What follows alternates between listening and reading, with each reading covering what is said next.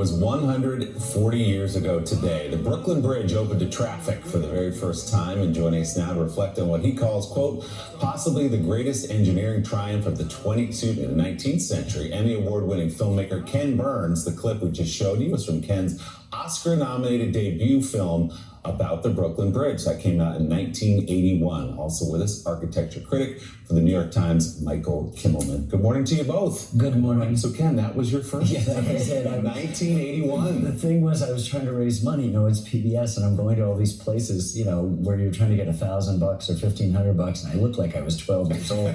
And they would say, no, this kid is trying to sell me the Brooklyn Bridge. But we spent 5.5 years from conception of doing it till the time it was broadcast, and it is, without a question, the greatest engineering feat of the 19th century. And it's also, and I think this is why Michael and I are still so excited about it, it's a work of art, too. So here you have a functional thing. You know, Arthur Miller says at the end of the film, you see the city is fundamentally a practical utilitarian invention, and then you see this steel poetry sticking there. It's in shock, and it goads us to do something, as he put it, that would last and be beautiful. So Michael and I have made a short little film about this that the Times has posted today, which is a discussion of the bridge 140 years out. And I'm going to dinner there tonight. Oh, are you? To celebrate. And in fact, 40 years ago, I was the only non-Roeblings, they're the family who built it, my wife and my little baby, who's now 40, to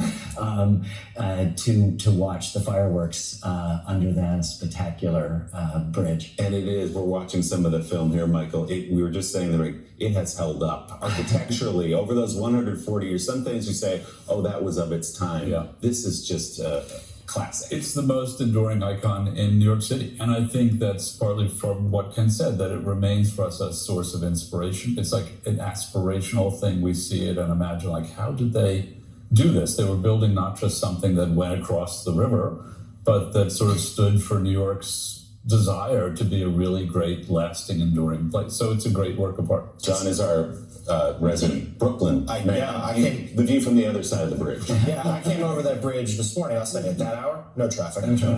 But we were, as you sat down, we were speaking about how, Michael, that it's also symbolic of an age where we could do big things. And it feels like right now, so many Americans feel like we can't. How frustrating is that? It's really interesting. I mean, you know, as Ken points out in the earlier film he made, that was a moment when we did finished the Transcontinental Railway, the transoceanic cable, the Suez Canal, the invention of the light bulb and the telephone, all of this in the span of time that the Brooklyn Bridge was built.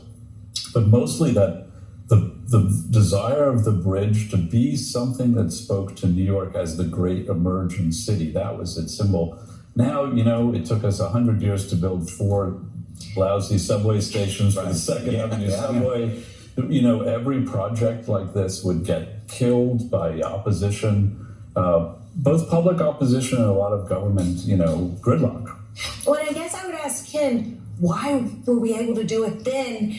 It wasn't like there wasn't anything going on. This got approved 2 years after the Civil War ended. I think that's one of the points. I mean, first of all, let's just remember what a bridge does to us. Just a log over a stream. Your heart is pit-pat. So anything that connects is good, right? So there's this bedroom community, you know, south and east of Manhattan called Brooklyn, and they're sending workers there, and the ferries get clogged with ice in the wintertime. So they need a bridge. The Civil War has promoted the use of this new metal called steel. Roebling has proved himself as the great architect of bridges. 1 out of every 4 bridges are falling down in America. So he's known for his stability and the beautiful network of cables that we love so much.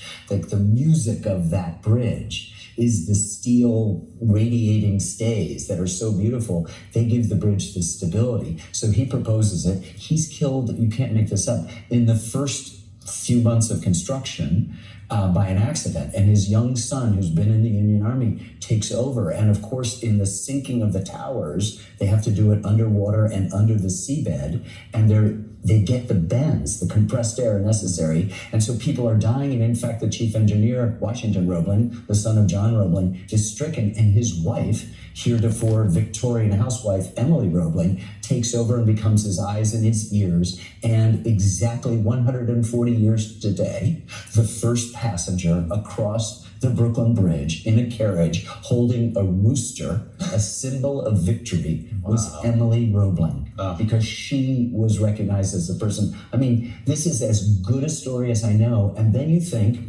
the function, get people from Brooklyn to Manhattan and back again, was achieved, but they also achieved this extraordinary work of art. I mean, it is one of the great works of art as well as engineering of the 19th century. And I just defy you. I get the privilege when I'm in the city to walk over it at least once a day. And that network of cables can wake you up and just make you realize the glory of our possibilities. And maybe if enough people realize it, we can begin to demand that we can do these things, because we can still do these things. We just lack the kind of political will that Michael's talking about. Coming up, Senator Chris Coons is standing by.